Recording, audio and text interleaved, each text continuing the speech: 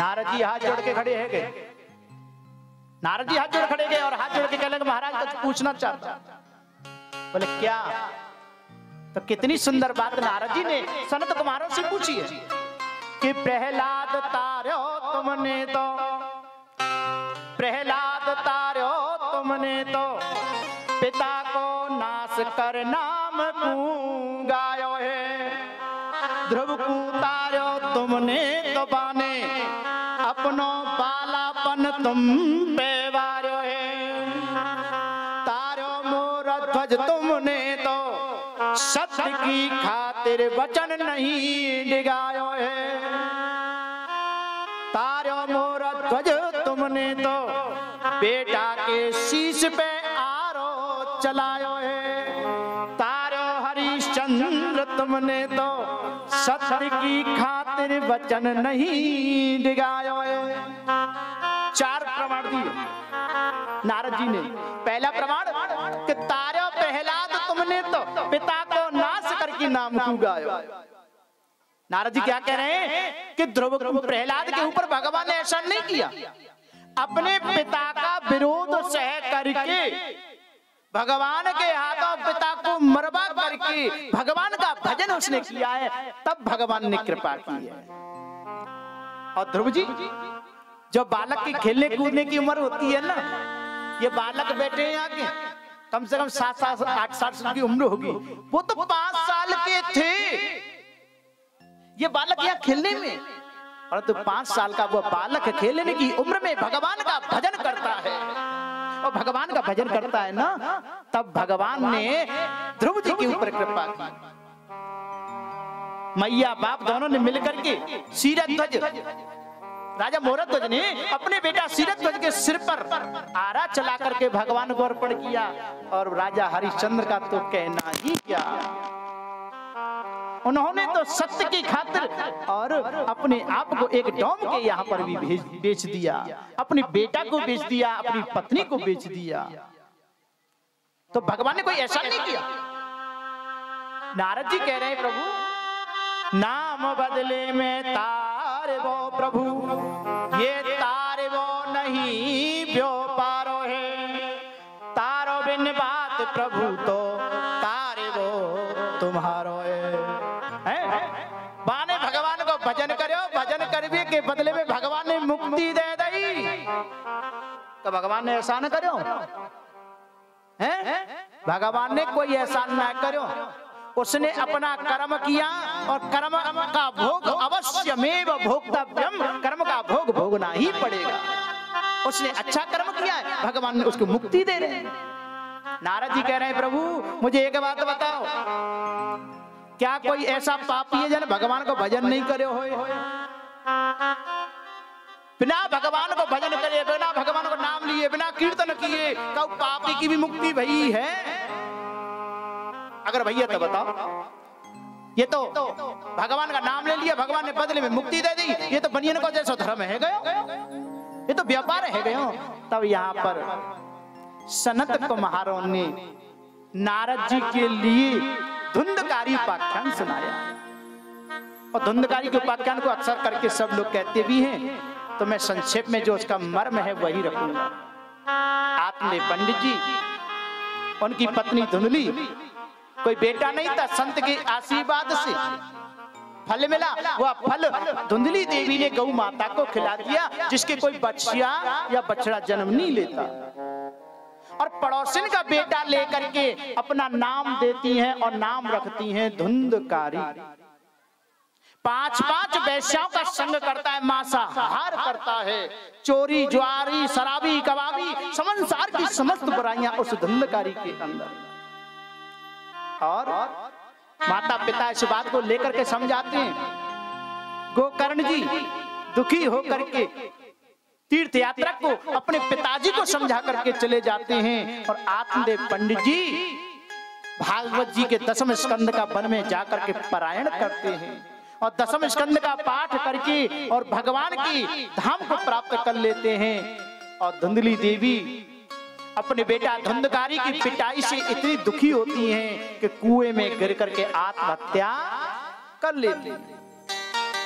5-5 वैश्याएं उनको ला करके उसने अपने घर में रख लिया।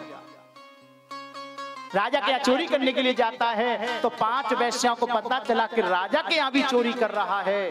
तो 5 वेश्याओं ने सोते हुए धुंधकारी को चारपाई से बांध करके और गरम गरम कोयले अंगारे उसके मुंह में डाल करके मार दिया। घर में ही गड्ढा खोद करके उसमें दफनाया और दफना करके धन को लेकर के चली गई।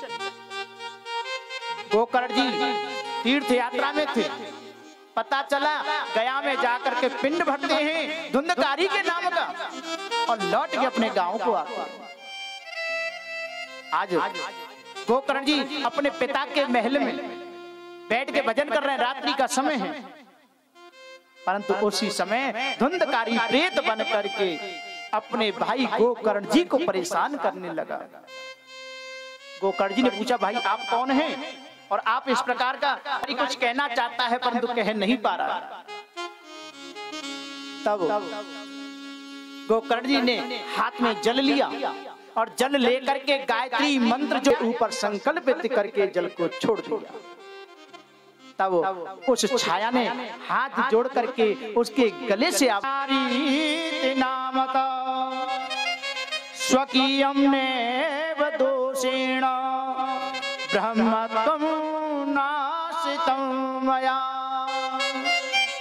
अहम भ्राता त्वदीयोऽस्मि, मैं तुम्हारा छोटा भाई धुंधकारी, जिसने स्वकीय नैव दोषेणा, जिसने अपने ही दोषों से कर्मों से ब्रह्मत्व का नाश कर लिया और मृत्यु के बाद में प्रेत बना। भैया मेरी मुक्ति का उपाय करिए। सूर्योदय होता है, सूर्योदय होने पर गोकर्ण जी ने हाथ में जल लेकर के गायत्री मंत्र से अभिमंत्रित करके गोकर्ण स्तंभनम चक्रे सूर्य वेगस्य वेर्तदा, जल अभिमंत्रित गायत्री मंत्र से करके सूर्य नारायण की तरफ छोड़ दिया। सूर्य नारायण के रथ के पहिए जाम हो गए, जहां था रथ वहीं रुक गया। भवन भास्कर सूर्य नारायण प्रकट हो गए, बताइए आपने मेरा रथ क्यों रोका? सप्ताह वाचनम गुरु, महाप्रेत की मुक्ति का उपाय है सब। अब लोगों के अंदर प्रवेश नहीं कर सकता भाई, भूत प्रेत हवा के रूप में रहते हैं। उन्हें कथा सुननी है तो किसी रखी है, और जो तुलसी कंठी पहन के रहते हैं ना, उनके ऊपर भूत प्रेतों का कभी असर नहीं हो, स्थिरता नहीं हो, मन की चंचलता समाप्त नहीं हो तो कथा श्रवण में मन नहीं लगेगा।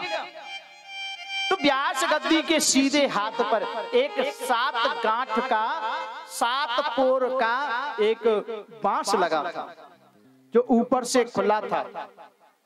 उसमें 7 पोर थी, 7 ही गांठ थी। ऊपर से खुला है ना, इसलिए अगर ऊपर भी गांठ होती तो 8 गांठ हो जाती, 7 पोर हो जाता। उसके अंदर जाके बैठ गए। यहां तो लगाते हैं, वहां लगा था, बैठ गया। सप्ताह पारायण की 7वें दिन की कथा को श्रवण करके धुंधकारी प्रेत स्वरूप का परित्याग करके चतुर्भुज स्वरूप धारण करके और अंतिम पोर को गांठ को फाड़ कर चतुर्भुज स्वरूप में प्रकट हो गया। बोले भागवत भगवान की जय हो, बोले कृष्ण कन्हैया लाल की जय हो। और हाथ जोड़ करके कहा, भैया तुमने मेरे ऊपर बड़ी कृपा, बड़ी कृपा। अरे मैं प्रेत बन करके पड़ा था, आपने मुझे ऐसी भागवत कथा सुनाई जिसे सुन करके आपने मेरी मुक्ति करा दी। देखो स्वर्ग से मुझे लेने के लिए विमान आ रहे हैं। विमानसीन होकर के विमान में बैठ करके जब धुंधकारी जाने लगा, पार्षदों से गोकर्ण जी ने कहा, क्यों भैया एक बात बताओ, कथा का अकेले धुंधकारी ने सुनी? अरे धुंधकारी के साथ में पूरे गांव ने सुनी, पूरी समाज ने सुनी, और कथा सुनने से विमान आते हैं तो अकेले धुंधकारी के लिए विमान क्यों आया? पूरे गांव के लिए विमान आना चाहिए। फिर आपने ऐसा भेद क्यों किया? तब सनत कुमार उनको चलाने वाले कहने लगे, सुनो, श्रवणं तो कृतं सर्वेण तथा मननं कृतं फलवेदस्ततो जातो भजनादधि मानदः। श्रवणं तो कृतं सर्वे,